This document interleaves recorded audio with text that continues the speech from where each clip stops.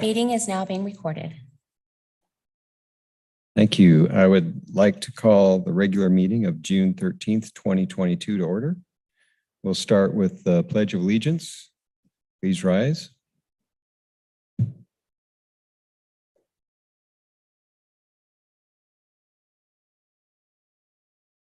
Pledge of allegiance to the flag of the United States of America and to the republic for which it stands, one nation under God, indivisible, justice for all.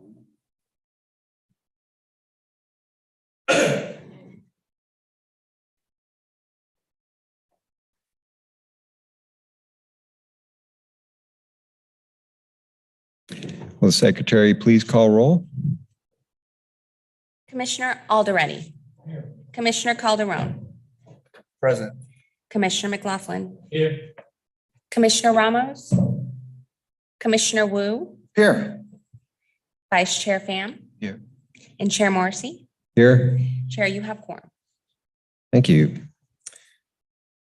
Before we begin, I would like to remind my fellow commissioners to turn on your microphones when speaking and off when not speaking, and hold the microphone about 4 inches away when speaking. Thank you. Members of the public may attend Planning Commission meetings in person or virtually via Zoom. I now invite the Commission Secretary to describe the way the public can access and participate in this meeting. Thank you, Chair. This meeting is being live streamed via our portal at www.santa-ana.primegov.com/public/portal and to YouTube at youtube.com/City of Santa Ana videos. If you would like to provide a public comment, you may do so in one of the following ways. Join the meeting via Zoom, enter meeting ID 863-324-16552. When the item that you would like to comment on is being discussed, select the hand icon to let us know that you'd like to speak. You will be called upon by the name you entered. You can also join the meeting by calling 669-900-9128.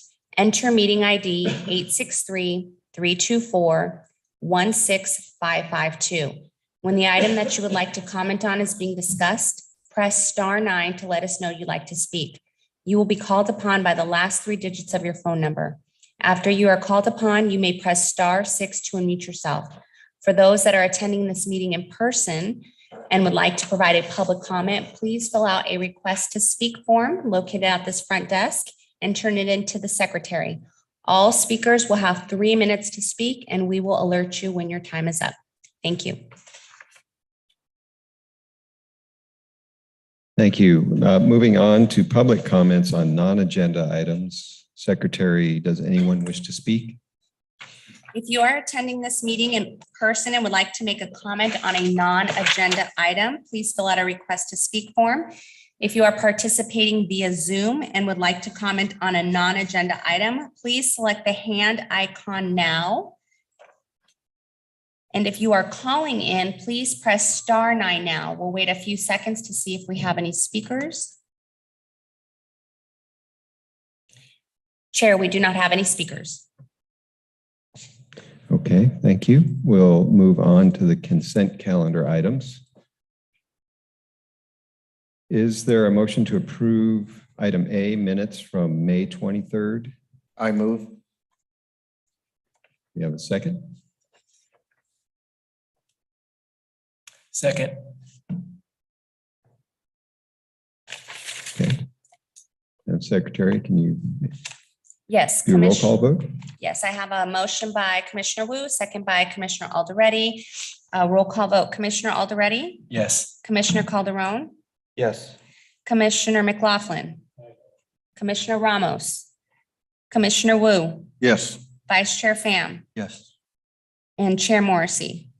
Aye. Motion passes by majority vote with Commissioner Ramos absent.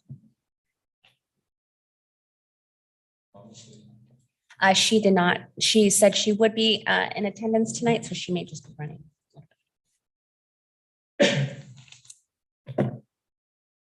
So we'll hold that motion on the excuse absences.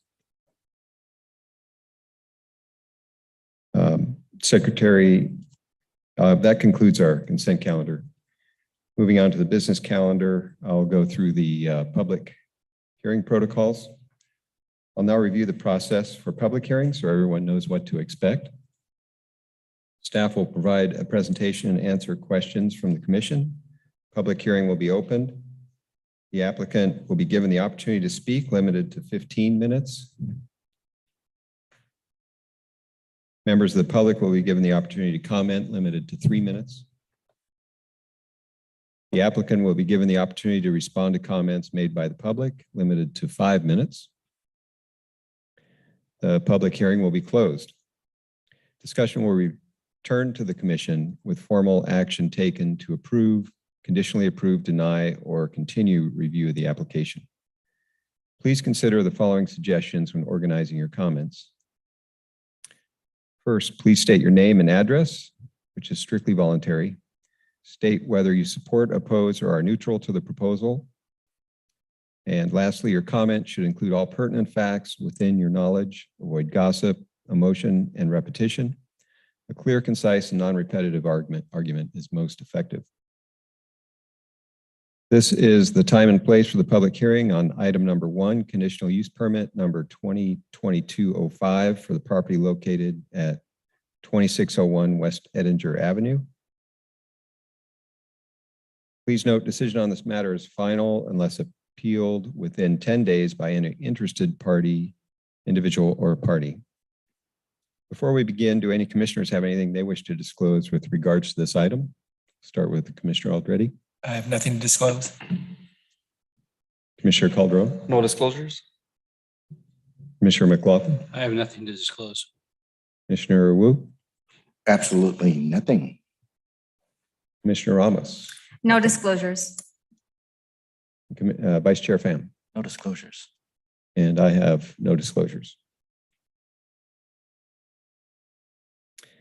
And now, Mr. Eric Martin will provide a brief presentation. Thank you, Chairman and members of the Planning Commission, and good evening. My name is Eric Martin, and I will be the case planner for the first 2 items on the agenda tonight. The first item, number 1, is for the Lotus Restaurant, and they're requesting a CUP for the on-premise alcoholic beverage sales. The application number is CUP number 2022-05. The project is located at 2601 West Edinger Avenue, and it's located within Council Ward 2. Bao Din is here in the audience tonight, and he's representing Lotus Restaurant on behalf of the property owner, who is also in the audience, Tan Vo. And together they're requesting approval of CUP 2022-5 to allow the sale of alcoholic beverages for on-premise consumption through a Type 41 beer and wine license at a new eating establishment, again at 2601 West Edinger Avenue. And staff's recommendation tonight is to approve CUP number 2022-5 as conditioned. On the right side of this slide here, there's an aerial view of the site. It's surrounded by a parking lot to the north and to the east, and a commercial shopping center to the west and south, as well as single-family residences to the south. The general plan land use designation is general commercial, and the zoning designation is community commercial, so they are consistent. Here are site photos. Just to give a brief background, this is a new eating establishment, and it's going to be located within that existing 2,096 square foot building. They will operate as a locally based eating establishment that specializes in Pan-Asian cuisine. They can accommodate up to 30 patrons and will operate from 9 a.m. to 4 p.m. They're not requesting any after-hours operations or live entertainment at this time. And per the pictures that I showed here, they are currently undergoing some exterior improvements to the site. It was previously a vacant site, so they have been working on in the last few months to embellish the site prior to the hearing. They've added some fresh paint and they've added some additional landscaping. We have also included a condition as part of the approval to continue providing further enhancements and also submit for permits for those enhancements. Here is the site plan. Again, this is a work in progress that they're going to be working on us to get permits for. As you can see, they've added some landscaping along Edinger Avenue, I should say. And in general, the building is located along Edinger Avenue with parking along the the east side of the building and the north side of the building. Here is the floor plan that's proposed. Mainly, they are establishing a kitchen area. This was previously a bar. So they're establishing the kitchen area, the seating area, and highlighted in red is where they're going to be storing the alcohol, which is 1.9% of the gross floor area, which is less than the 5% that is allowed. Overall, the business meets the state and Santa Ana Municipal Code qualifications to be considered an eating establishment. The sale of alcoholic beverages will provide an ancillary service to the residents and visitors of the area. And again, that storage and display area is less than 5% of the total floor area. The use will have a minimal impact on nearby residents since there are no units that are immediately adjacent to this restaurant. The police department is satisfied that the operational standards within our code will mitigate any potential impacts to the surrounding community, and they do not oppose the granting of the CUP. And conditions of approval, the property maintenance agreement, and the standards within our code will address any potential negative impacts. The project is categorically exempt per SEQA per section 15301 existing facilities. They are not proposing any significant expansion of the restaurant. Everything is within the interior and exterior enhancements to the site. So therefore, environmental review number 2022-20 is going to be filed for the project, and there is no fiscal impact associated with the project. With that, our recommendation is to, again, approve the CUP number 2022-5 as conditioned. And that concludes my presentation. So I'll open up for the public hearing and discussion. Thank you very much. I'll bring it back to the commission, see if they have any questions for staff. Start with Commissioner Wu. Do you have any questions? The previous use was a bar, period. Correct. The intended use, as the applicant said, is going to be a Pan-Asian restaurant. That's correct. And they close their hours at 4 o'clock, Yes. which is before it gets dark, right? So the intention seems to be is a family restaurant that will serve Asian food, and the service of alcohol is just supplemental to the eating of the meal. Correct. It will be an ancillary service. And that they have sufficient parking. Seating is limited to about 30 people, which so it's not a huge place. The redesign is more restaurant oriented than it is bar, right? In design that you evaluated. Correct. Yes. And does the police department have no objections? I'm sorry. Had no objection. No, they do not have any Yeah. objections. And so consistent with our previous approval of conditional use place for places that may have been more questionable because they had music and they were running a bar establishment or cabaret. This one is just a restaurant asking to serve alcohol. Yeah, that's Okay. correct. Just want to make that clear. Thank you, Commissioner Wu. Do you have any questions, Commissioner Ramos? Commissioner Ramos, do you have any questions? No questions at this time. Thank you. Oh, good. Commissioner Aldretti. I have no questions. Mr. Calderon. No questions. Commissioner McLaughlin. None. Okay. Vice Chair Pham. No questions. Okay. I have one question. What were the hours of operation for the previous use? Are you aware of what those were? You know, I don't have that offhand. I could do some research on our part and get that to you. So the hours of operation for this restaurant, did I see that correctly? It's from 9 a.m. to 4? It is Yeah. from 9 a.m. to 4 a.m. The prior operation, I know, had a type 47 license, which allows the beer, wine, and liquor. So I would presume that the hours were later, but again, I don't have confirmation of that.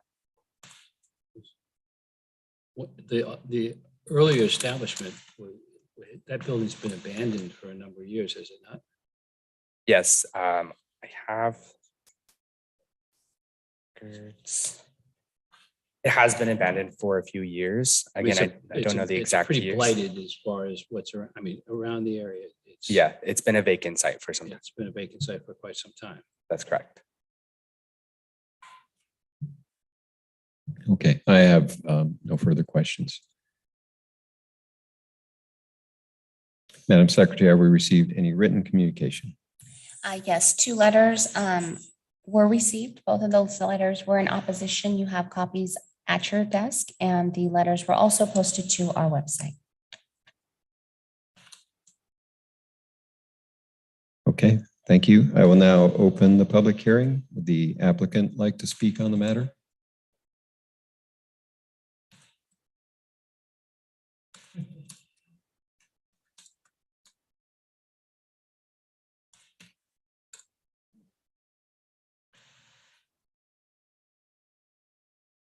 Hello, good evening, everybody.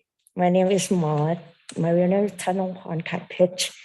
I'm raised born in Thailand, so I'm describe myself real quick. This is my dream restaurant so far. Sorry, I'm so nervous. And we're working so hard to prove that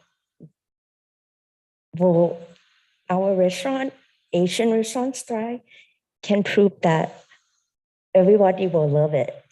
And this place give us, which is mother-in-law as well, opportunity to open and prove about every Asian restaurant to provide the good food around there. Before this place, it was the bar and the area which is, I never been there before. But the thing is, they proved that this area is high crime, even though a lot of homeless around. But to me, I see this part as opportunity and to prove that can Santa Ana or even though the Edinger Avenue can get better. So, yes, I hope everybody right here many in honor. Please support us and we'll bring the food and our slogan is taste matter and your food never be the same. Thank you. Thank you very much. That's all I want to provide and information. I'm sorry, I'm Thai and then I'm Very so good. excited and I'm not that good in English. So try my best. Thank you. All right. Thank you.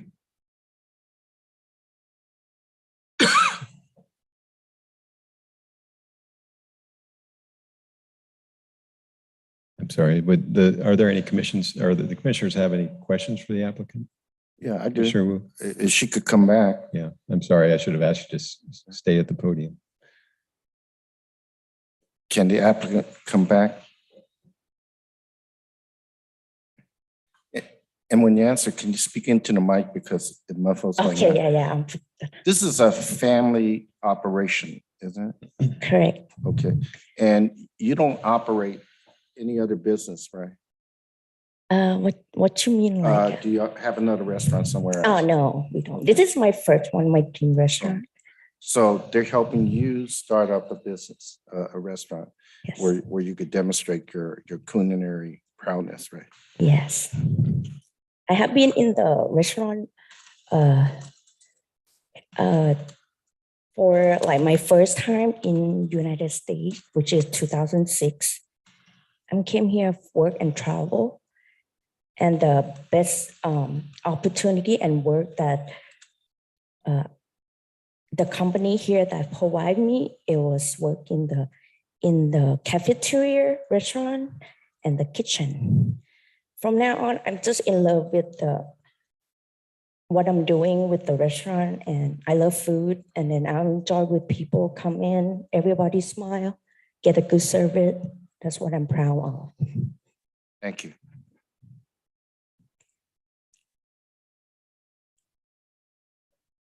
Amos, do you have any questions for the applicant? And no questions. Thank you for the comments you provided. Okay. Thank you. Mr. Aldretti, you have any I have questions? no questions. Thank you.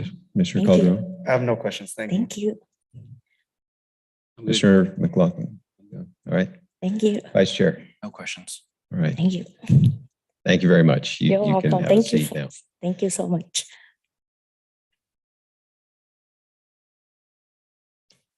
We will now take comments from the public.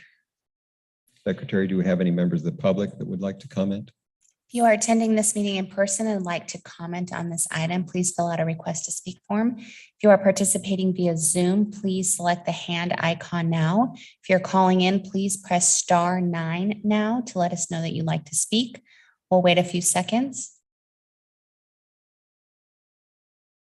Chair, we do not have any speakers. Okay, thank you. The public hearing is now closed.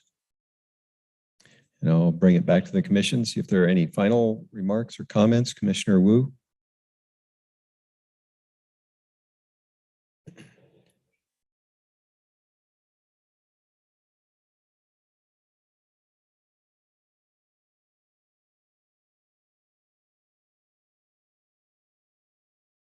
you turn on your mic? Can you turn on your mic, please? I'm sorry. Staff dutifully sent out a notice to the public. We did get some responses, but I'm ready to make a motion. I'll second. Okay, did you have any comments? I had one quick question for Eric. The proposed site improvements that was shown on the site plan, is there a timeline that's tied to those site improvements as part of the CUP? So they will, after the hearing, if the decision is to approve the request, they will be working on their plan check set to submit to building safety. So that timeline would be affected by when they can get their permits issued and through building safety plan check. And then after that, they would be completing all those site improvements. So ultimately, it just depends on the plan check timeline. Thank you. All right, thank you. So we have a motion by Commissioner Wu and to approve. Yeah, I'd like to make a motion to approve conditional use permit number 2022-05 as proposed by staff. And we had a second by Commissioner Yeah, Calderon. I'll second. Madam Secretary, can you make a roll call vote? Commissioner Alderete, Yes. Commissioner Calderon, Aye. Commissioner McLaughlin, Aye. Commissioner Ramos, Yes. Commissioner Wu, Yes. Vice Chair Pham, Aye. and Chair Morrissey. Aye. Motion passes by unanimous consent. All right, congratulations. Congratulations, you have a restaurant.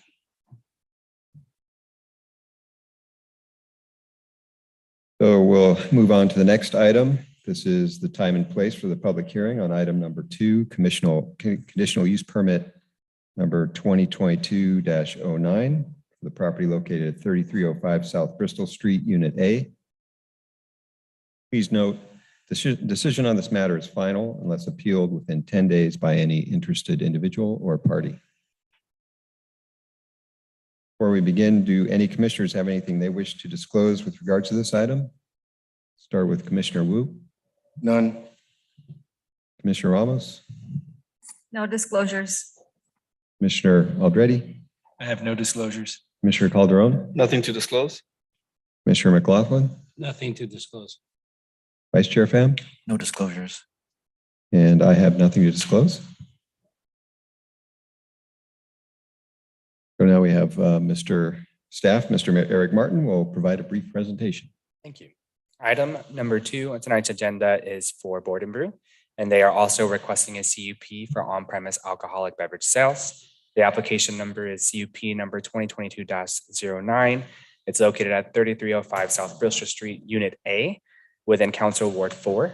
Kevin Cohan is in the audience tonight, and he works with Elevated Entitlements and is representing Board and Brew on behalf of the property owners, XL Realty Partners LP, and they're requesting approval of CUP number 2022-9, again, to allow the sale of alcoholic beverages for on-premise consumption through a Type 41 beer and wine license.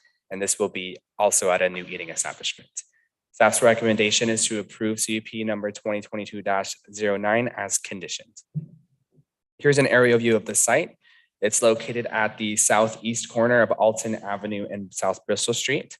It's located within an integrated shopping center along South Bristol. So the surrounding land uses to the east, west, and the south are a commercial shopping center, and to the north across Alton and the railroad, you have multifamily residential. The general plan designation is general commercial and the zoning is commercial residential, so they are consistent with one another. Here are site photos. As you can see, the site is currently under construction. They are working to establish board and brew as well as establish a new unit B at this specific building. This eating establishment is going to occupy 2,325 square feet of space within that commercial building. Board and Brew is a fast casual chain restaurant, and they specialize in deli sandwiches, salads, wraps, and craft beer. And they operate nearby locations in Tustin, Anaheim, Huntington Beach, all with a Type 41 beer and wine license. So this establishment is proposing to join those locations. This establishment can accommodate up to 53 patrons, and they are proposing to operate from 10 a.m. to 8 p.m.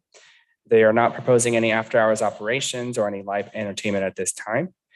And as previously mentioned, the building is undergoing interior and exterior improvements, providing an enhanced architectural design that matches the shopping center, a new outdoor dining area, and also establishing that Unit B additional tenant space. Here's a copy of the site plan. It's adjacent to the gas station at that southeast corner, and you also are located within a commercial shopping center with retailers such as, I believe, Dollar Tree, and there's a Ross that's also going into the center. Highlighted in red is the alcohol storage and display areas, and total it's 1% of the gross floor area. And the floor plan is going to consist of a pretty large patio, outdoor patio, as well as the indoor seating. Overall, the business meets the state and Santa Ana Municipal Code qualifications to be considered an eating establishment. The sale will provide an ancillary service to residents and visitors of the area with the storage and alcohol display area not exceeding 5%. The use will have a minimal impact on nearby residents since there are no residential units immediately adjacent to the business here. The police department is satisfied that the operational standards applicable will mitigate any potential impact to the surrounding community and therefore does not oppose the granting of this UP. And lastly, conditions of approval, the property maintenance agreement and standards in the Santa Ana Municipal Code will address any potential negative impacts. This project is categorically exempt from further review per section 15301 existing facilities. Since similar to the previous project, there's no significant expansion of the building, and there is no fiscal impact associated with this project, and environmental review number 2022-22 will be filed for the project. Staff's recommendation tonight is to approve this UP number 2022-9 as conditioned. And that concludes my presentation. Thank you very much. I'll bring it back to the commission, see if they have any questions for staff. Start with Commissioner Aldretti. Thank you. One question, and I think you mentioned it, but I didn't quite catch it. Is alcohol offered at the 3 other locations in Orange County? Yes. Okay, thank you. No more questions. Thank you, Commissioner Calderon. I have no questions. Commissioner McLaughlin. No questions. Commissioner Wu, do you have any questions? None. Commissioner Ramos, And none at this time. Thank you. Vice Chair. No questions. All right. I have no questions at this time. Madam Secretary, have we received any written communication on this item? No written communication received for this item. Thank you. I'll now open the public hearing. Would the applicant like to speak on this matter? Good evening, Chairman and Planning Commissioners. My name is Kevin Cohan. I'm with Elevated Entitlements representing the applicant, Board and Brew. We're excited to come into your city as stated by staff, and thank you, staff, for your presentation. We are in the cities of Tustin, Anaheim, and Huntington Beach. We've grown to 25 locations. We've been a fast food restaurant since 1979. We're committed to serving sandwiches of the freshest ingredients with our bread baked in-house every day, sauces and marinades all made in-house, and veggies prepared every morning. We accompany our sandwiches with handcraft beer, and we work with local breweries. And we partner with these breweries to create a tap list that's innovative and hard to match with our competitors. We understand the importance of being a responsible partner in our community, and we take that very seriously. During our grand openings, we team up with local nonprofits and we raise money and awareness for their causes. And we continue these relationships with local schools as well and charities throughout the lifetime of our restaurants. We look forward to bringing this restaurant to your community and here for any questions, and we're in agreement with the conditions. Thank you. Okay, thank you very much. If you can stay at the podium in case we have any questions, that'd be great. And I'll bring it back to the commission. Commissioner Wu, do you have any questions? Yes, you serve other people's craft beer, or do you brew it there? We serve other partners' craft beer. So we source and locate distinguished craft beer locally and sell them at the location. To be served with sandwiches? And Yes. It's limited to Sandwiches, wraps, salads, things of that sort. Commissioner Ramos, do you have any questions? No questions. Thank you. Commissioner Alderete, do you have any questions? No questions. Commissioner Calderon? No questions. Commissioner McLaughlin? None. All right, Vice Chair Pham? No questions. I don't have any further questions. Thank you very much. Thank you. We will now close the public hearing. Yes. Oh, I'm going to call for speakers. I'm sorry. Open the public hearing. Call for comments from the public. If there's anyone in the public, in person that'd like to comment on this item, please fill out a request to speak form. If you are participating via Zoom and like to comment on this item, please select the hand icon. Or if you're calling in, please press *9 now to let us know that you'd like to speak. We'll wait a few seconds. Chair, we do not have any speakers. Thank you. Close the public hearing. And are there any final comments or questions of staff? I'll start with Commissioner Alderete. No questions. Commissioner Calderon. I have no questions. Commissioner McLaughlin. None. Commissioner Wu. None. Commissioner Ramos. No questions. And Vice Chair Pham. And no comments. Questions. I have no further questions. Do we have a motion on this item? A motion to move forward with conditional use permit number 2022-9 as condition. Second. We have a motion by Commissioner Calderon and a second by Commissioner McLaughlin.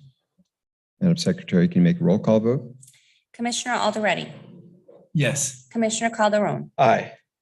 Commissioner McLaughlin, Aye. Commissioner Ramos, Aye. Commissioner Wu, Aye. Vice Chair Pham, Aye. Chair Morrissey. Aye. Motion passes by unanimous consent. Thank you. Congratulations.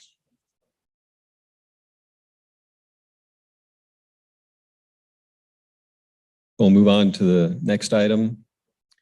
This is the time and place for the public hearing on item number 3, conditional use permit number 2022-10 for the property located at 3503 South Harbor Boulevard.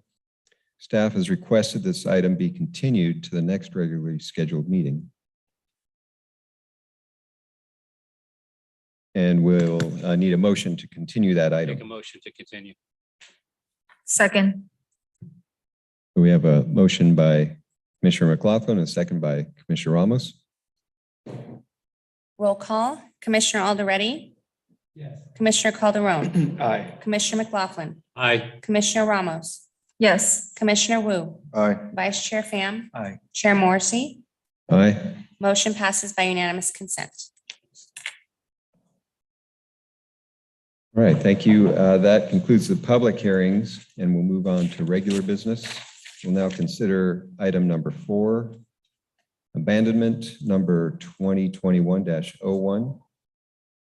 Please note, decision on this matter is final unless appealed within 10 days of any interested individual or party. Before we begin, do commissioners have anything they wish to disclose with regards to this item?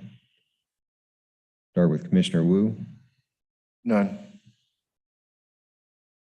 Commissioner Ramos, And no disclosures.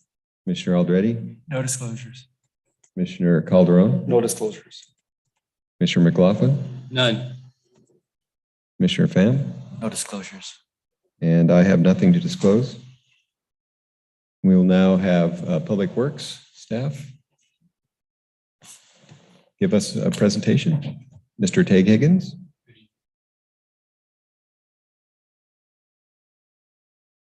Good evening, Chair Morrissey and members of the commission. It's a pleasure to be here tonight.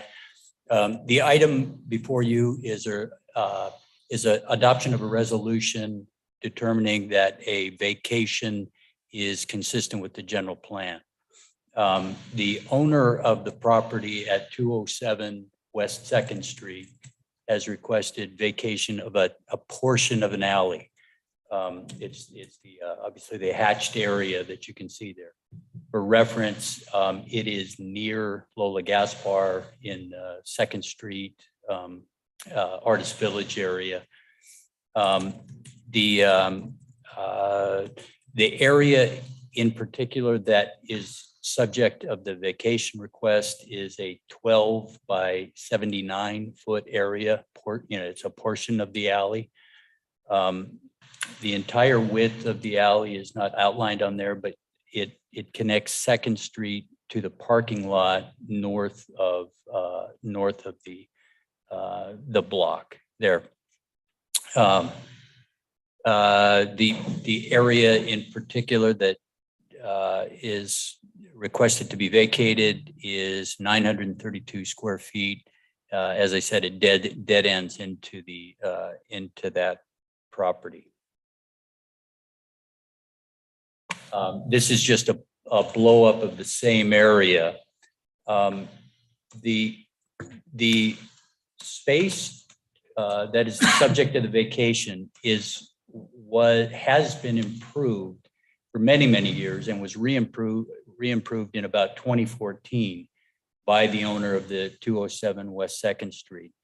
By the way, the name of that building is the Southern Counties Gas Building. You may be familiar with it. It's been around for many, many years. It's improved with a low wall, wrought iron fence. There's a gas facility, a gas fire facility, and some utility enclosure in there. It was improved. There were the construction of these improvements were permitted in 2014, and it was the subject of a license agreement approved by council again back in 2014. If you've been to the area, you would recognize it.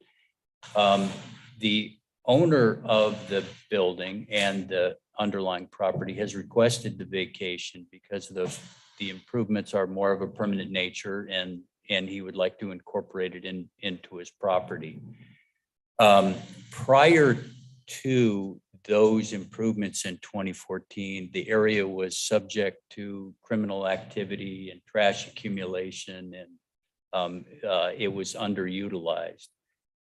Since the improvements took place, it's much nicer. He actually improved the remainder of the alley as well. So new concrete pavement in there, and built the archway separating the alley from his parking lot to the north. So regarding the consistency of the general plan, there are a couple of items that staff determined that it is consistent with sustainable transportation and sustainable environment. The vacation meets two of the goals by activating the alley and enhancing the safety of that pedestrian access way, and allows for better transportation, walkable transportation between 2nd Street, the rear of the two buildings that are out there. A number of the buildings, their rear egress is onto the alley. And as I said, the parking lot to the north. And so for those reasons, staff recommends adopting the resolution to find the abandonment consistent with the general plan. That's the end of my presentation. I'm available for questions.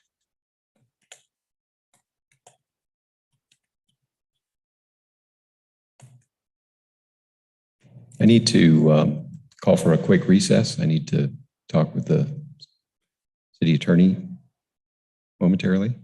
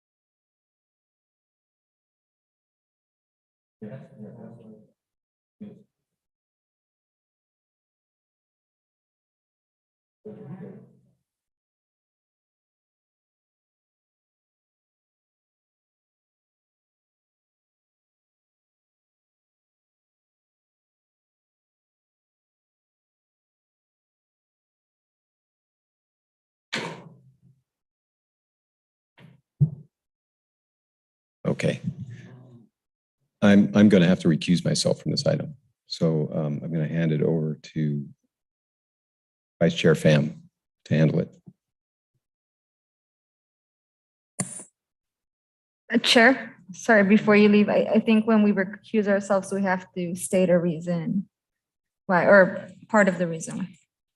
I have business interest within 500 feet of the property.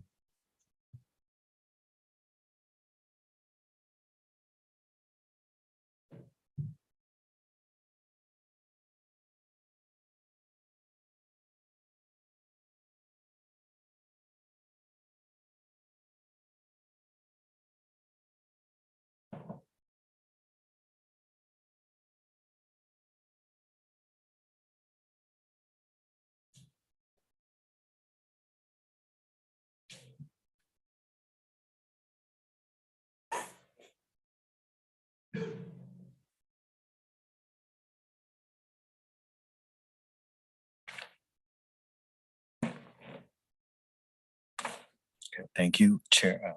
The chair's left. For anyone watching us online. So now that we're continuing, does the commission have any questions of staff on the item? Yes, I do. Commissioner Wu? Staff, the portion is part of the building that is being used by, I forget the name of the catering service that starts with an M, right? And sometimes people enter in that way for bringing in the food, or they barbecue out there and stuff like that, right? Yes. It's a little platform, sort of like a balcony, right? Yeah. And I forget if it's enclosed or not. It is enclosed. Yes. So that's the portion, and it does not interfere with a passage through the alleyway to the parking lot and all that, right? No. Right. Thank you for bringing that up. That Right. the proposed vacation would not change any character of the area out there. There wouldn't be any. There were no new improvements. Yeah, I'm just doing due diligence, and the other businesses that have rear entrances are not affected at all, too, right? Correct. Okay. The vacation area is only on the east side of that, and so the other exits. There are exits to the. Sorry, I don't know all of the businesses there. I know there's Lola's is there. There is the bar, and then there's a hair salon or something, right? Yeah. And then I know the Black Market used to use it. Yes, Yeah. yes, Okay. you're right. And then the former, I think what used to be called Robin's Nest. And I'm my not next sure. question has to do with the term vacate. just so I understand a bit, vacate basically is is it an easement or a grant deed back to the other property, so it becomes part of their permanent parking, permanent part of the property, right? Yes, thanks for that. That's important question. A vacation is similar to quitclaiming an easement. So the city kind of relinquishes our rights. The important difference between just a normal quitclaim of an easement, for example, and a vacation is we are also relinquishing the public's right. The public's right. That's why obviously we go through all these steps to make sure that people are well aware of what we're doing. So the public wouldn't be able to access that area after the vacation. And the property owner can do what they want to do without this restriction of that being a public. Yes, part of this entire process, though, our building department will put a covenant for additional construction through the area. So there won't be any more construction, no enclosure of that space. It will remain as it is. Okay, thank you. Any more question, Commissioner Wu? Yes, I have a few questions. Commissioner? So I was looking through the staff report and you mentioned it as well, this 2014 license agreement with the property owner adjacent to the alley. So I know the alley is now closed. Was the closure of the alley a result of that license agreement in 2014? The result of the license agreement was what were the improvements within that space and just within the space of that same area that we're gonna that we would abandon. Those improvements that I'm talking about are where there's a low wall and a wrought iron fence above that wall. There are some other gates that cross that alley that that cannot be closed. They can't be closed. That will be a part of it as well, that those have to remain open. So that that connection between the alley and Second Street, that has to remain open. Okay. And is it typical for the city to vacate its public property to private property owners? We do it a couple times a year. It's obviously it's a case by case. We consider it very closely. And again, if it's typical, as I say, it's maybe a couple of times a year, depending on what the request is, what the particular character of the property is. And whether or not the important determination is whether or not the city needs it for public access anymore. I know there's a subject of another alley on tonight, but really that's it. Maybe a couple or a few a year. That's about it. Okay. And if the request, if this request was not granted, would anything change? Unlikely. The property owner has, it's subject to that license agreement. It would continue to be subject to a license agreement. The reason why I think it's reasonable to vacate it is because of the permanent nature of those improvements there. Thank you. And then is there an expiration on the 2014 agreement that was mentioned? There was an expiration and it's extendable. I actually don't know how many years we can extend it, but it's extendable by the Public Works Director and staff, and it's been extended. Okay. I think those are all my questions for now. And I asked them because I don't know how comfortable I feel with the city getting rid of like any of its public property and giving it away to private property owners. But I also understand the use of it and all of the improvements that that private property owner has made, which I think are great and benefit the city and the residents of the city in many ways. So, I mean, we'll see what happens today, but I would be interested in learning more about the 2014 agreement and if any action we took today for to potentially interfere with its current use, how we could mitigate that, and maybe that involves looking at that agreement again. And those are all my comments and questions for now. Thank you. Thank you, Commissioner Ramos. Commissioner Alderready, do you have any questions? Yeah, hi, Tig, how you doing? Commissioner Ramos asked a couple of the questions I'd planned on asking, but one of the questions I did have about vacating an easement when the city does that is, does the city typically value those easements, i.e. do an appraisal of those? And if not, if so, did it do one here? Thank you. Very good question. Yeah, our practice and practice of many cities, for as long as I can remember, if the city has an easement and not the underlying fee for the property, if we just have an easement, we do not value and do not charge for that other than processing costs. If the city was the underlying fee owner to that space, then we would vacate and we would also sell the property. We would value the property and sell it to that property owner. In this case, it's an alley easement that we have, and so we would vacate it and not charge.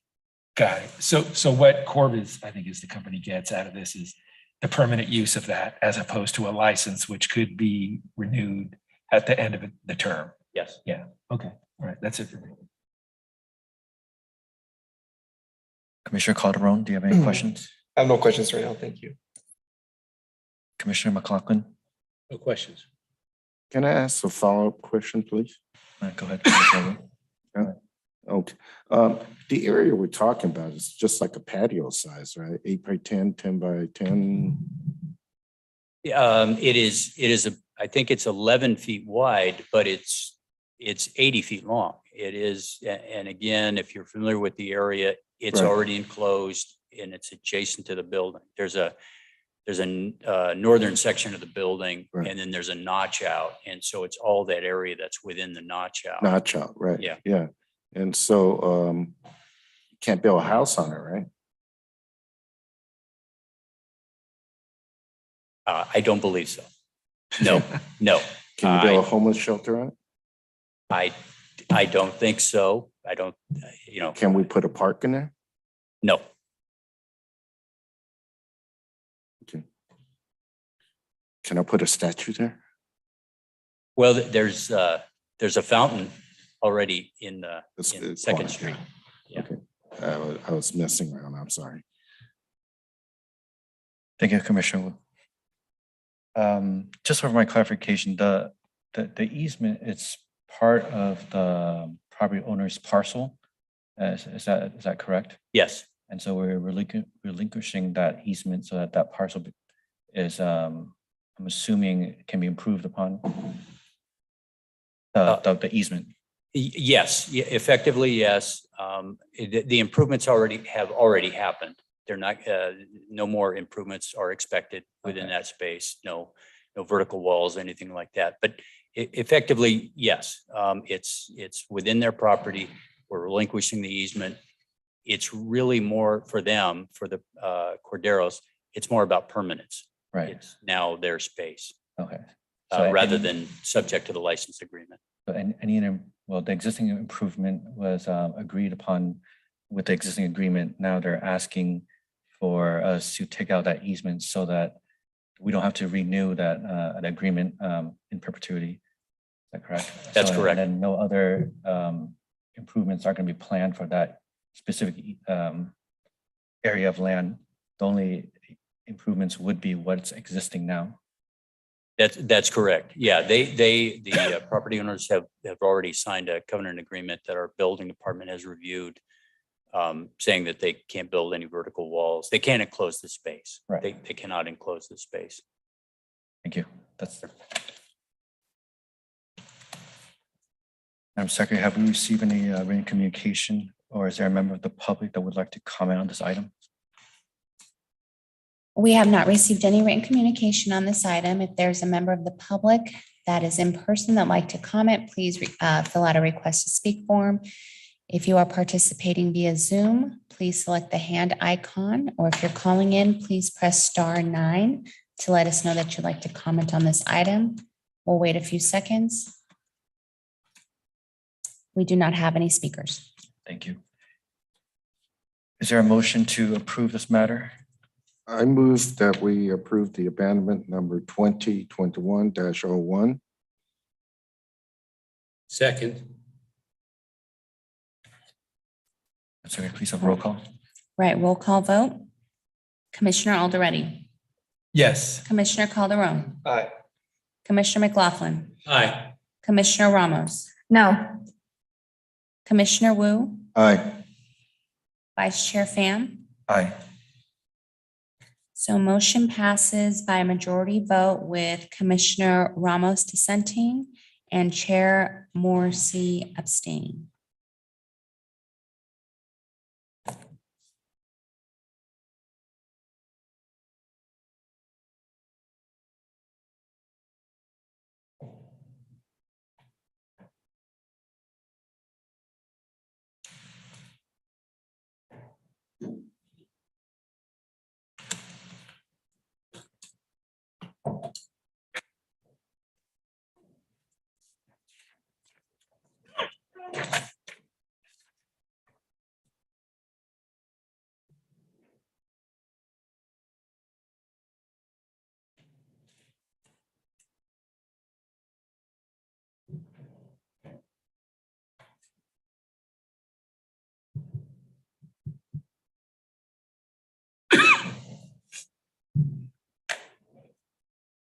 All right. So we'll ready to move on to item number 5, the Fairview Bridge. We'll now consider item number 5, Fairview Bridge replacement and street improvements project. Please note the decision on this matter is final unless appealed within 10 days by any interested individual or party. Before we begin, do any commissioners have anything they wish to disclose with regards to this item? Start with Commissioner Wu.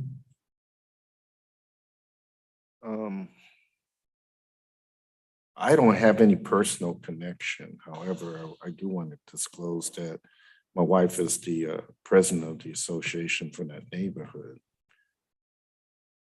I don't listen to her.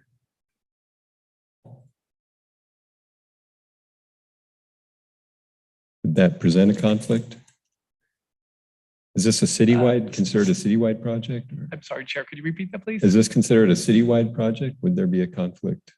with any- The action before you tonight is a finding of conformity with the general plan. It is not to approve the actual vacation. It's just to determine that the proposed action is consistent with the general plan. This will be before the city council for approval of the vacation itself.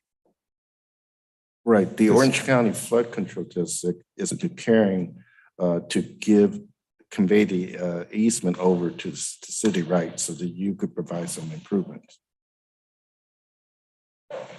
That's correct. And it's those easements that the OCFD is preparing to convey to the city that trigger the need to find those easements, the conveyance of these easements in conformity with the city's general plan. Staff is recommending that that finding be made. I don't think I have a conflict. Okay. Commissioner Ramos, have any? No disclosures. Thank you. Commissioner Aldereti? No disclosures. No Commissioner disclosures. Calderon? No disclosures. Commissioner McLaughlin? None. Vice Chair Pham? No disclosures. And I don't have anything to disclose. Yeah, we'll Just to clarify Commissioner Wu's question, that is correct. There is no conflict of interest. Yeah, one cannot avoid on this planning commission because we're all active in the community. That our activism doesn't necessarily mean that there's a monetary or a position of property or a legal basis of a conflict. That is correct. And as legal counsel explained, is just making a statement or making a finding that the proposed project of vacation, it is consistent with the general. Thank you. Okay, staff will now give a brief presentation. Good evening, Chair and Commissioner. My name is Kenny Nguyen from Public Works Agency. For tonight's meeting, we would like to request for the adopt a resolution that this Fairview Bridge replacement and street improvement be consistent with the city general plan.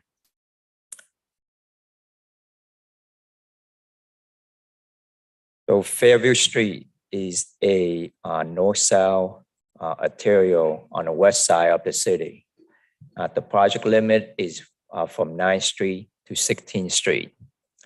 The city proposed to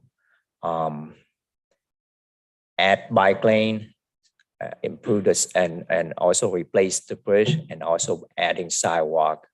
And also additionally, we also adding one additional lane in each direction to improve the bottleneck of this area.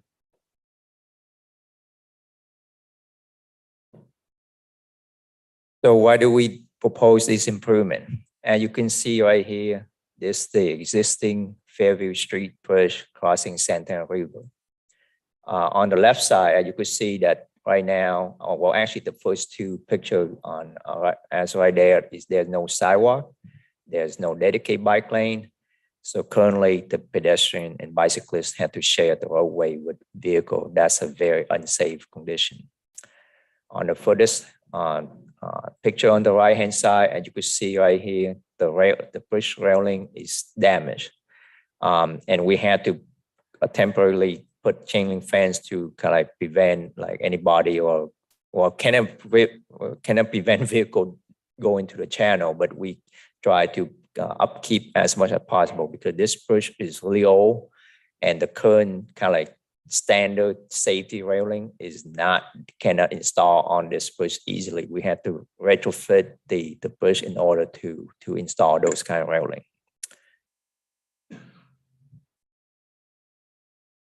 Well, actually, also on this side, on the picture on the right-hand side, and you can see right now is Fairview at the bridge has only 2 lanes in each direction. And the majority of the corridor of Fairview had 3 lanes in each direction. According to the city's general plan circulation element, Fairview Street is identified as a major arterial. So what that means is, according to city standard, a major arterial meaning that the street need to have 3 lanes each direction, including a raised median in between for the divide median in between.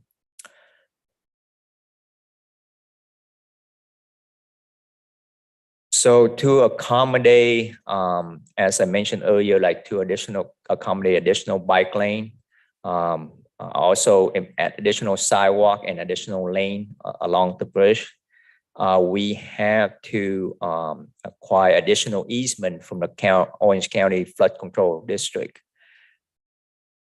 And during the coordination with the Orange County Orange County Flood District, it was identified according to Governing Code 65402.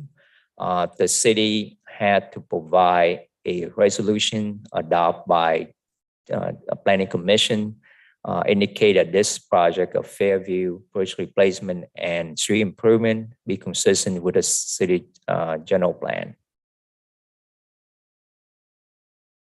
As you can see here on this detail right here, is the blue area, is the additional easement that we need to acquire. So it's not just the bike lane and the sidewalk, but also the current standard that the Army Corps of Engineers require us to include what they call it, the debris nose. That means that like when there's water, like any debris flowing down to the river, we have to capture that so that the debris doesn't get stuck at the pier and potentially damage the pier. So that's why we had to install the debris nose as part of the new standard. So back in 1960, when we first building this bridge, that debris nose is not part of the standard. So that's why most of these are like for the debris nose more than just the sidewalk, because the existing easement is already more or less accommodate enough sufficient width to accommodate the additional bike lane and the sidewalk. The staff recommend to adopt the planning commission to adopt the resolution for the Fairview Bridge replacement and street improvement in order for us to submit this as part of the what they call it, purchase sale agreement with the county, because we had to appraise those additional easement and we had to compensate them for that. And on top of that, we had to provide a resolution in order for the county to sell the easement to the cities, for the city to move forward with the construction. That's the end of presentation, and I open for Q&A. Thank you, Mr. Nguyen. I'll bring it back to the commission, see if they have any questions. Start with Commissioner Aldretti. No questions. Commissioner Calderon. I just have one question. Typically, like, if this moves forward, how long is this project going to take to complete? The construction of this area is estimated around 2 years, because it's also like we also need to go to identify if there's any bird nesting and stuff that could potentially delay a little bit further, because you have to wait until the bird nesting season is over. But if there is no bird in the area, it's take about 2 years, because the thing is, as you could see right here, at the bridge area, we as part of the. Sorry, do you mind using the cursor so you can see, like, you can trace like where we're at? So part of this bridge area, public work always commit to open, like never like full closure of any construction project. So in order to construction this brand new bridge, we do it half at a time. That's why it take a little bit longer. But it's a brand new, like if we install the, like close everything, that it could take a lot faster. But because we commit to have Fairview, especially as you could see that doing like afternoon peak hour, there's a lot of traffic through this area. So that's why it's going to take a little bit longer for us to construct this. It's take about 2 years. Got it. Okay. And then those are all the questions I have for right now. Thank you. Thank you, Commissioner. Commissioner McLaughlin, do you have any questions? No questions. Commissioner Wu? It's not a very big area, and as you widen it to add in the bike lane and pedestrian, I'm just curious if there's an opportunity to provide some sort of landscaping along there.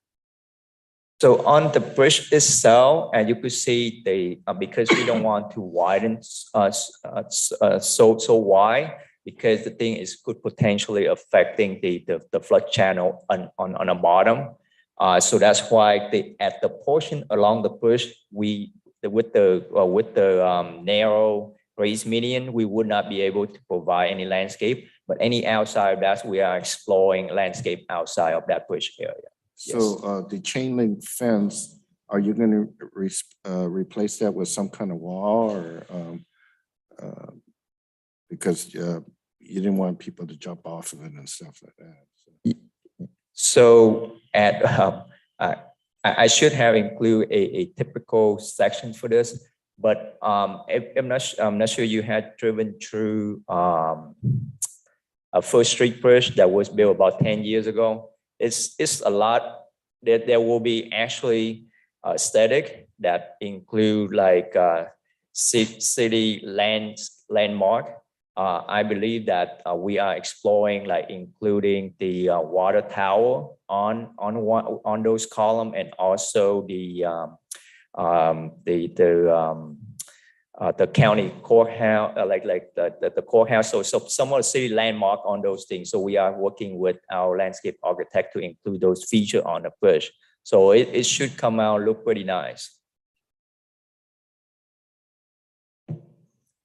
Any other questions, Commissioner? Well, if you do that, is there an opportunity to explore some pictures of the indigenous people that was part of this area?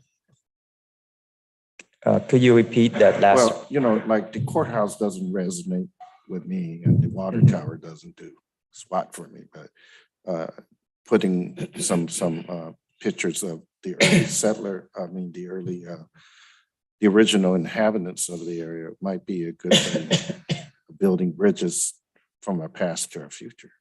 So on it, there will be a city logo on it, on the column. On the bottom, like where the railing is, they actually have some wave and potentially include the book, the city book feature, the parrot in there.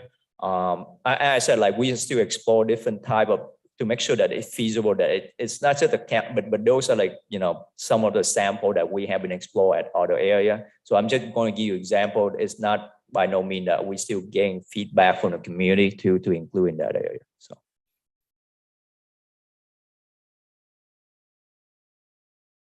Thank you. No problem.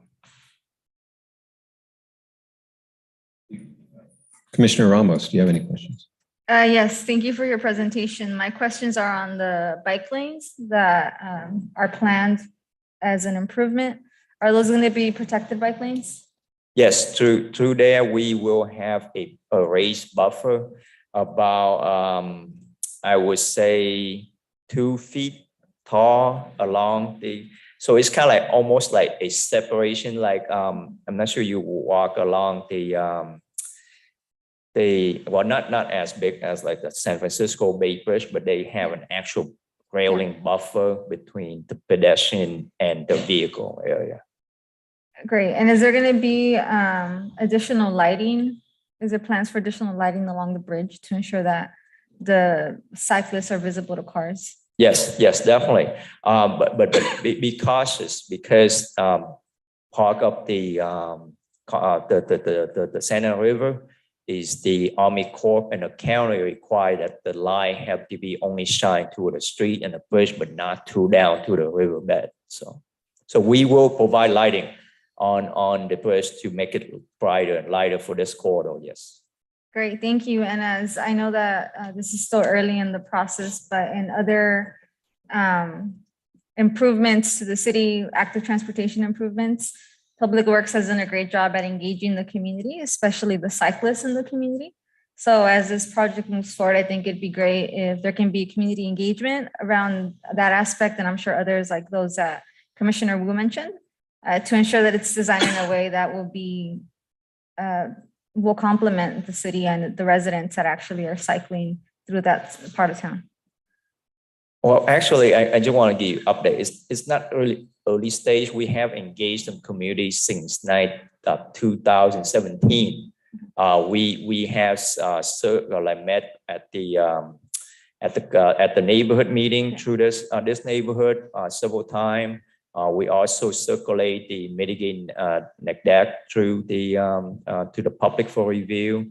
So the city council actually adopt the mitigating NECDEC in June of 2020.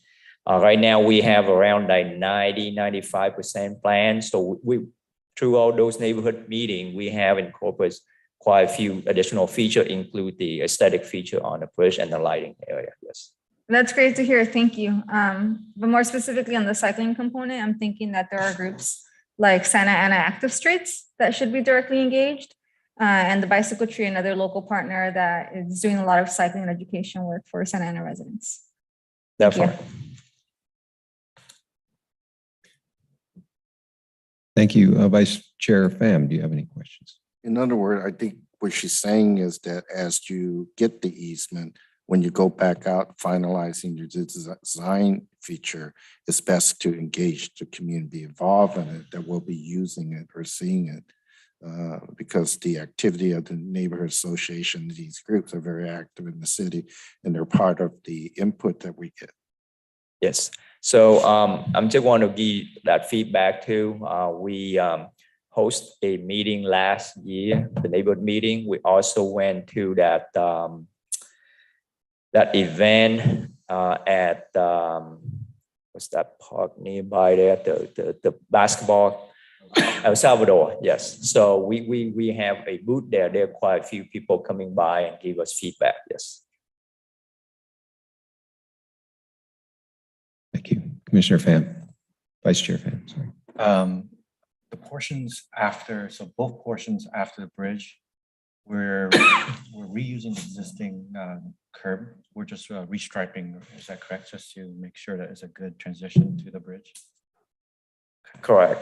So as you could see right here, this portion is mainly, we have the sufficient width to provide additional lane and the sidewalk and bicyclists, because this project is more like, we try to minimize the right of way impact. So we don't want to acquire additional right of way for this area, except only the easement at the bridge. And also, as you could see at this, the residential home right here is not because of the widening. This, I think I mentioned that in the past, is because of the safety, so that any vehicle coming out of 9th Street, in order to see a certain distance as part of the standard, they have to have clear sight through this from what they call it, the triangle side distance, in order to make like certain decision when they're coming out of 9th Street. So we have to acquire that home at this corner lot of 9th Street due to safety concern, to make sure that they have a clear sight of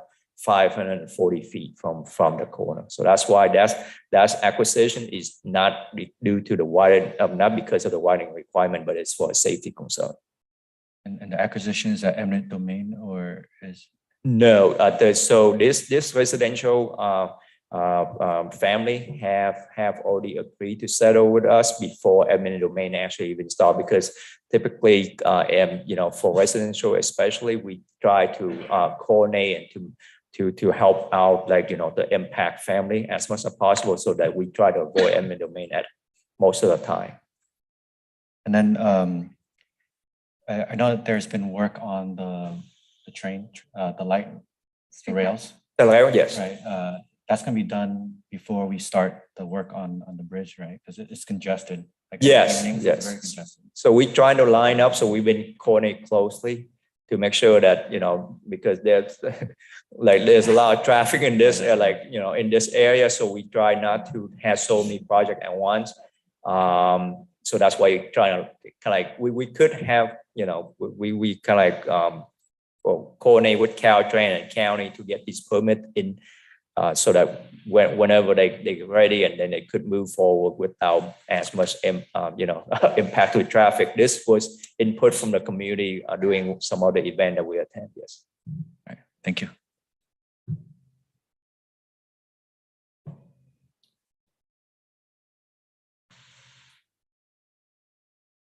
Thank you, Vice Chair Pham.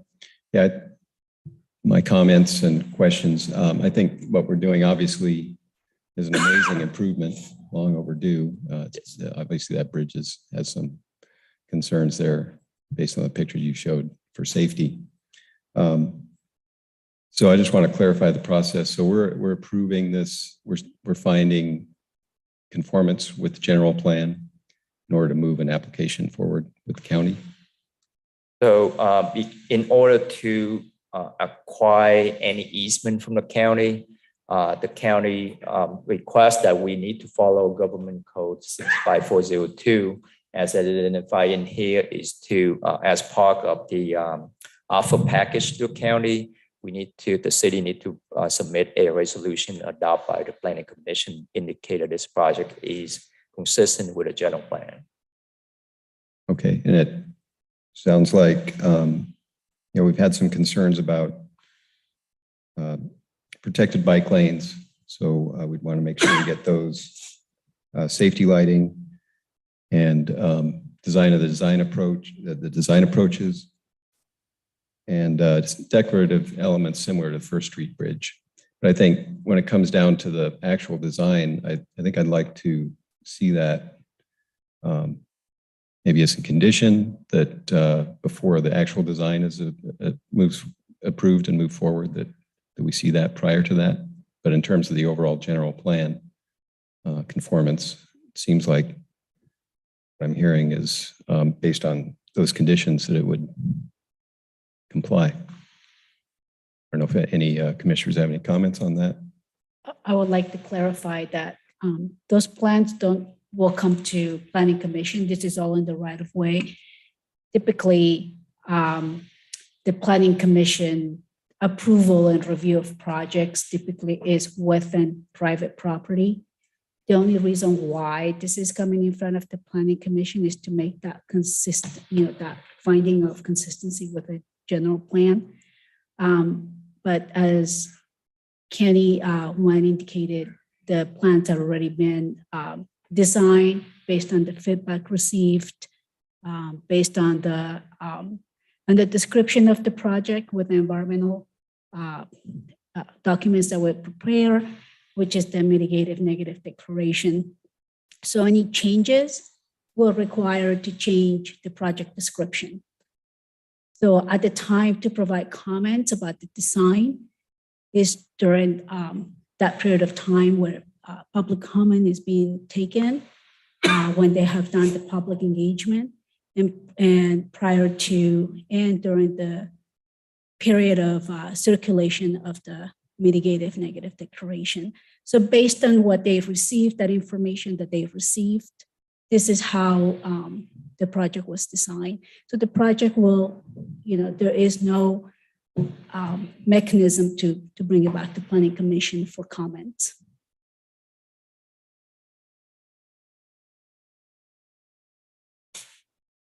I think my concern is, obviously the bridge we have right now was done in 1960. And so when we do projects like this, we've had this bridge in place for 62 years now. So they're really vitally important to the community. So I think it's appropriate that there's while it's had community input, that ultimately, once the plans are completed, that it comes back in some way, shape, or form for just final approval. As I understand that during the what's that called? When this mitigate deck was approved by City Council, it's right in the middle of COVID. But before that, when we start in 2017, we actually engaged in the community to get feedback to incorporate what kind of scope of work, kind of define the scope of work a little bit more in detail, and to include in the environmental clearance document. So that part of the process, we engaged the public throughout the process until the environmental document clearance was adopted by City Council in 2020. So we did have some engagement in doing that process. So it's not like something that we would do without any feedback from the community. But I said, like certain like aesthetic stuff that within the environment footprint we would be able to do. But if like any work like outside, as February mentioned, is that outside that footprint, we would need to go back, start from like prepare additional document for environmental document. That would not be feasible at this point because there are certain funding constraints that if we delay like additional, because there's federal funding, so there's certain timeline that we had to achieve by too. So.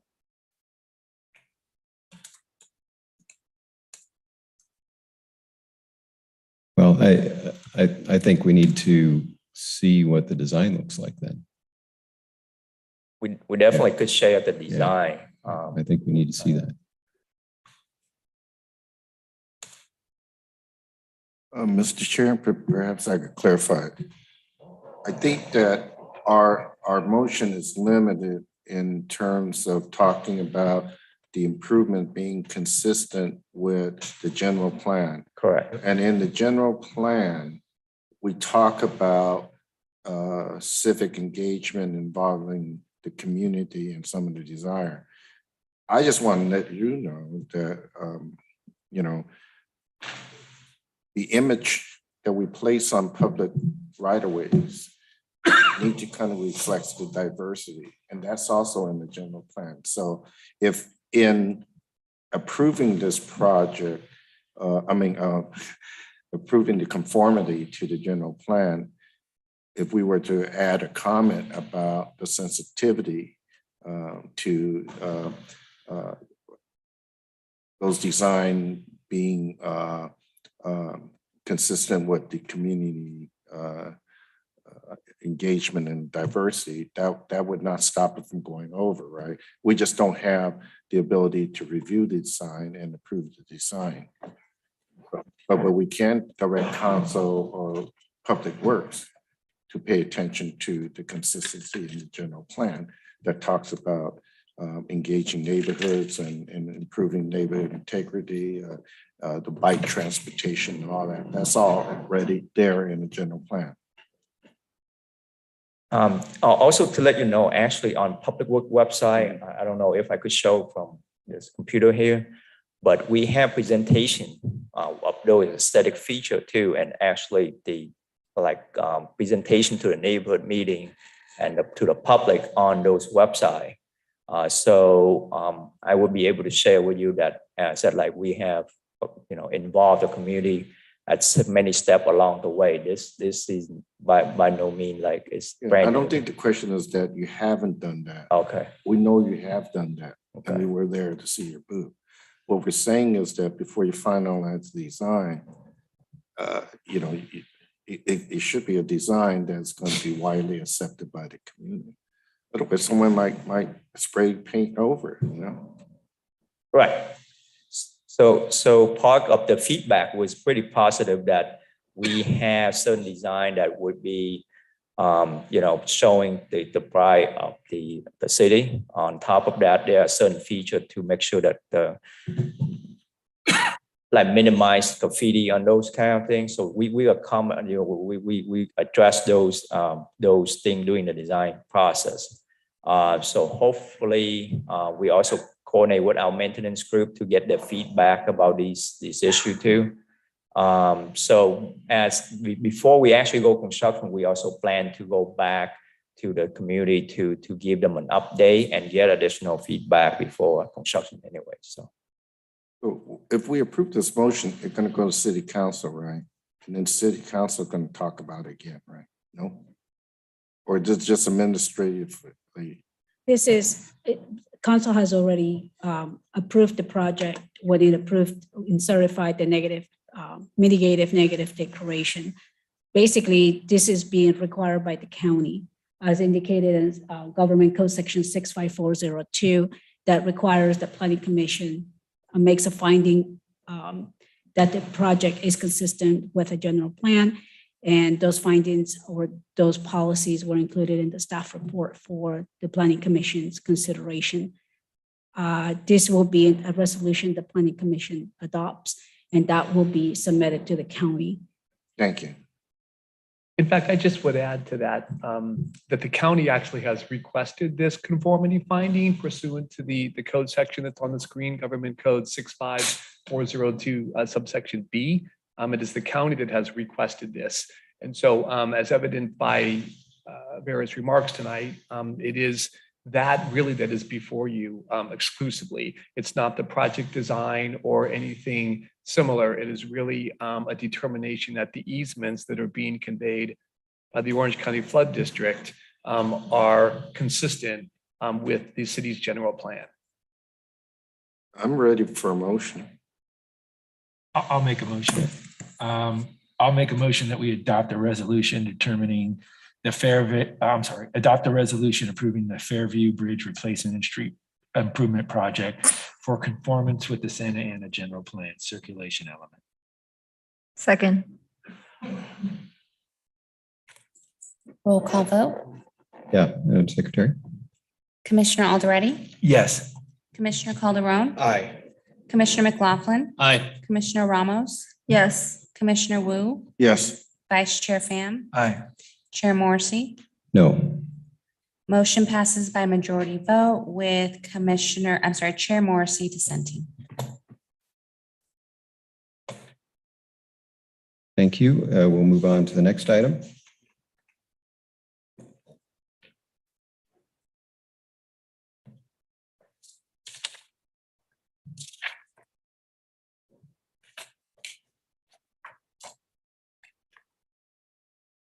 We'll now consider item number 6, summarily vacate a portion of Santa Ana Boulevard.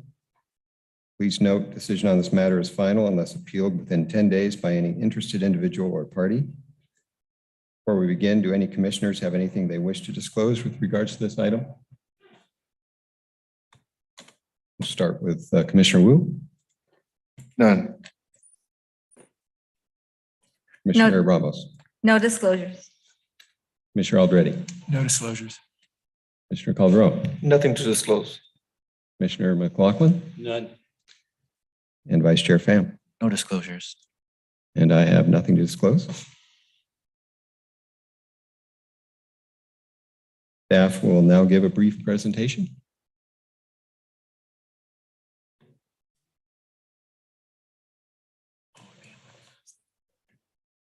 Good evening, Chairman and members of the Commission.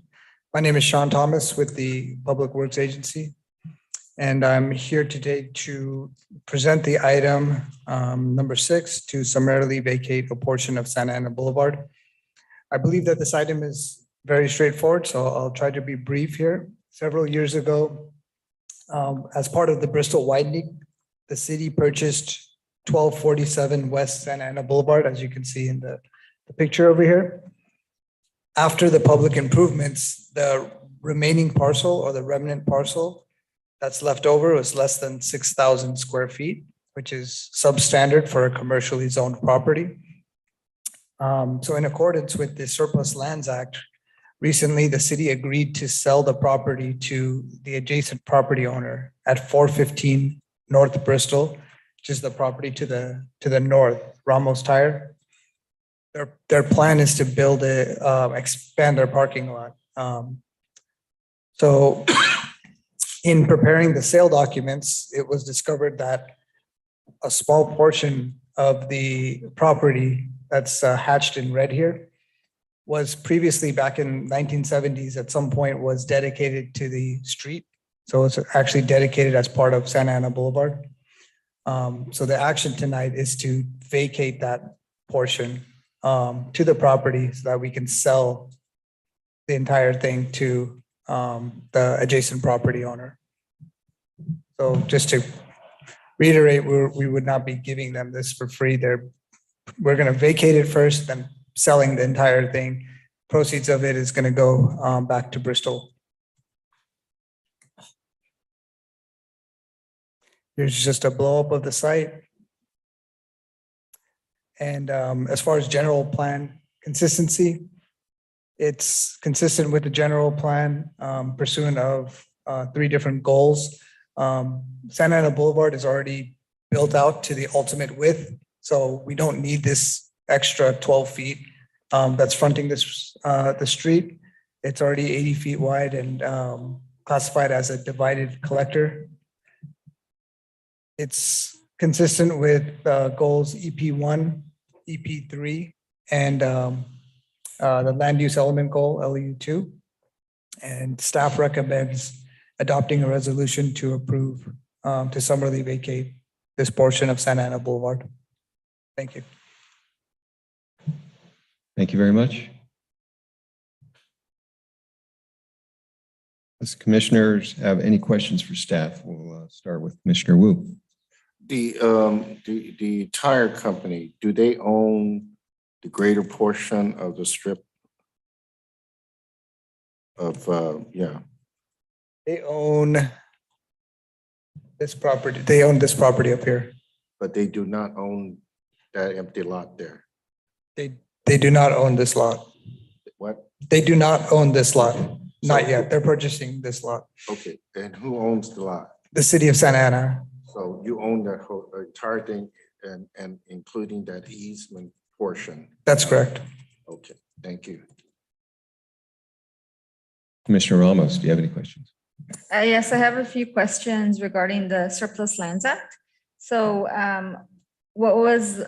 can you explain what the Surplus Lands Act is and how it applies to this property?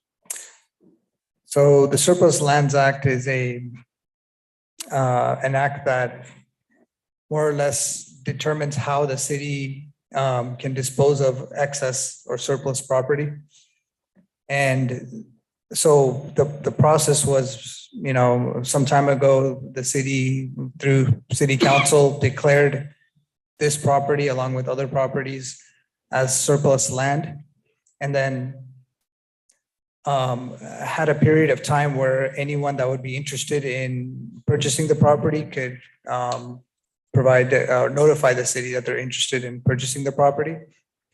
We did not receive any interest in this property, primarily most likely because it's such a small property. It's not really useful, aside from the adjacent property owners. And we were luckily able to come to an agreement with this adjacent property owner to purchase the property for $130,000. Thank you. And I asked because I'm familiar with the act, and I know that affordable housing and open space is to be prioritized. So I just wanted to ensure that that process was followed and that the public knew. And then I have another question on the comment that you made. So you said that the profits from this sale would go back to Bristol.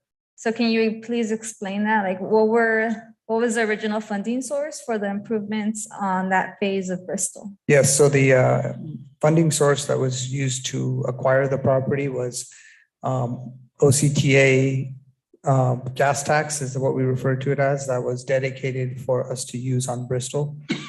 So due to the funding requirements, whatever proceeds that we receive from sales after purchasing that property has to be used back on Bristol anywhere. It can be used for transportation improvements on Bristol between Warner and 17th Street. Thank you. So those profits would be used to fund the remaining phases of Bristol? Exactly. Okay, great. Those are all my questions. Thank you. Thank you. Yes, Commissioner Wu. She asked some good question that triggers some other thinking. You made a statement that no other group has approached you with interest, and I find that surprising since we have a community land trust organization that looking at city surplus property, knowing that most of your property may be remnants left over like this. But I think we also have desire for public uses that's also in the general plan and community input. So I'm just surprised that they didn't approach you. No, we did not receive any interest in this property. Really? Okay. Did they know about it? I would assume they subscribe to those notifications, and it does. We do notify everybody on the list. That's is a statewide list. So I'm sure they got notified, especially if they have interest in these kind of properties. I'm sure they're a part of that list. And my question to staff now is that in summarily vacating this portion, can the planning commission direct how it would be vacated and the use? I'm not sure I understood the question, but just to kind of go back to what you were asking. Well, about notifications. in vacating it, could we change the desired outcome of not giving it to a private business? That's to answer your question. Public Works went through the Surplus Land Act, and Commissioner Ramos had asked about the process. What Public Works did, they provided a notice of availability with HCD as required by state law. And Public Works did not receive any interest on the property except from the adjacent property owner. And so they enter in good faith negotiations and they came to terms. So when you ask what kind of outreach they did or who did they offer to, they followed the process that is prescribed in the Surplus Land Act, which has been changed back in 2019, if I recall, went into effect in 2020, that has more stringent requirements. And that's what Public Works did. So our decision is either yes or no. Your decision here tonight is just to make, again, make a finding that it's the street vacation is consistent with the goals and policies of the general plan. Really, we're just vacating this 400 and some odd square feet. It's about 12 feet. It's actually a benefit because it's less for us to if we don't vacate that, it's something that the city will have to just continue to maintain. It's outside of the street right away.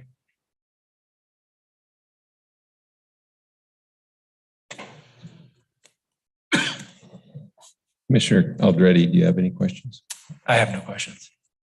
Commissioner Calderon? I have a couple questions. So I'm looking at the lot, right? To the right, that's a building or business? Yes, What's operating right there? I believe that's a laundromat. Laundromat. And then you mentioned that they're gonna use the space for parking. So I guess I'm just kind of having a difficult time understanding that because since it's like it's a tire shop, right? Who's buying? Are they using that lot for their own cars to store and then work on them? Or is that parking lot gonna be open to the public so they can park their cars? It's going to be customer parking. More parking, okay. Okay. That the laundromat people can park there when they like walk there, right? If they wanted to. That I'm not sure about. I think it's for Ramos Tire. Interesting, okay. How many parking lots does the laundromat have? Parking stalls? Yeah, parking spots, sorry. Is that 5? It looks like there's 5. We reached out to them as well. They were not interested in purchasing it. Okay. No further questions. Commissioner McLaughlin, do you have any questions? None. I just wanted to clarify, the hatched area is not being purchased, or is that? It is being purchased as well. Yeah, so that's part of the entire lot that's being purchased. But the hatched area is the portion that has that dedication on it for being part of Santa Ana Boulevard. So we're just relinquishing that before we sell it. What is the landscape setback along that? Along Bristol there? How much landscape would they be required to provide in a parking lot? Chair, that's part of the Bristol Street Corridor Specific Plan. It requires a 5-foot landscape setback along the street with a parking lot planter every 3 parking spaces. Thank you. I don't have any further questions.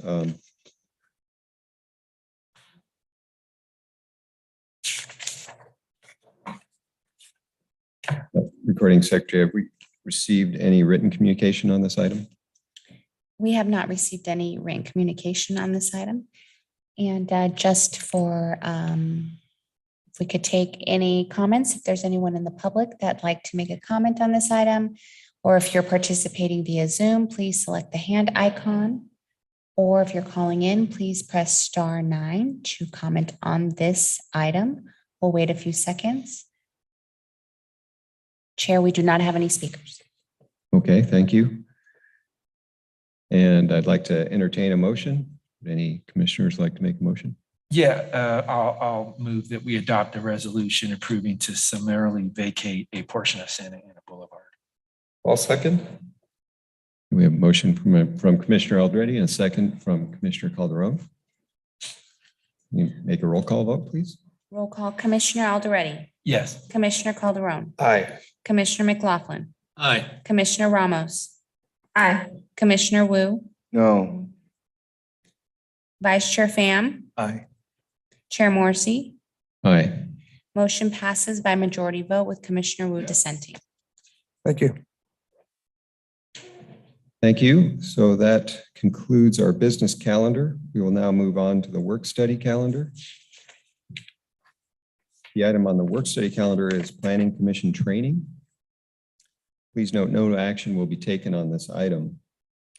Mr. Marco Martinez will now provide a presentation on Planning Commission training.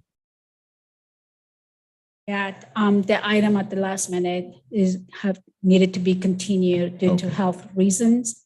So it will be rescheduled for the following meeting upon confirmation. Okay, thank you very much. We don't need a motion to continue that. No, okay. So we'll move on to comments. Are there any staff member comments? No comments? All right, thank you. And now we'll do commissioner comments. Commissioner Wu, do you have any comments? Yeah, I want to clarify my vote. Tire stores are kind of messy, and while I think they're explaining that they're going to be used for parking, they also have a need to store those things that they don't get rid of quickly, like the tires. And I don't know if they really need parking, because people park their car, you fix the tire, and then you move them out, right? But I know that a community event was held there, and there was strong observation of that property that I think that the community wanted to see something more useful to the community. And that's why I voted no. Had we known earlier that this is going to be vacated, I would think that there would be more groups interested in suggesting something. I know the councilman for the area would be interested in doing something. And as a representative, I just want to voice that. Okay. And I had nothing against the tire company. Thank you. Commissioner Ramos, do you have any comments? Yes, just thank you to staff. And I also want to invite the community to the city's Juneteenth festival that will be happening this weekend, Saturday, June 18th from 11 to 6 at Centennial Park. It's a free family event celebrating Juneteenth. That's all. Good night. Thank you. Thank you. Commissioner Already, do you have any comments? No comments. Commissioner Calderon? No comments. Commissioner McLaughlin? No comments. Vice Chair Pham? No comments. Thank you. Thank you. I'd like to thank Vice Chair Pham for taking the meeting briefly, unexpectedly. And welcome Sarah back. Yeah, great to see you back. And just one item, I had asked staff to put on the upcoming calendar a presentation regarding design review and applicable state laws which impact our ability to influence development and building design. I know laws have changed, and that includes some of the density bonuses and what our options are regarding those. So appreciate your feedback on a presentation on that. And thank you to staff for the presentations today. Appreciate it very much. So with that, we will close this meeting and adjourn to the next meeting. Will be held on Monday, June 27th at 5:30 in the council chambers here. Thank you very much, and everybody have a nice couple of weeks.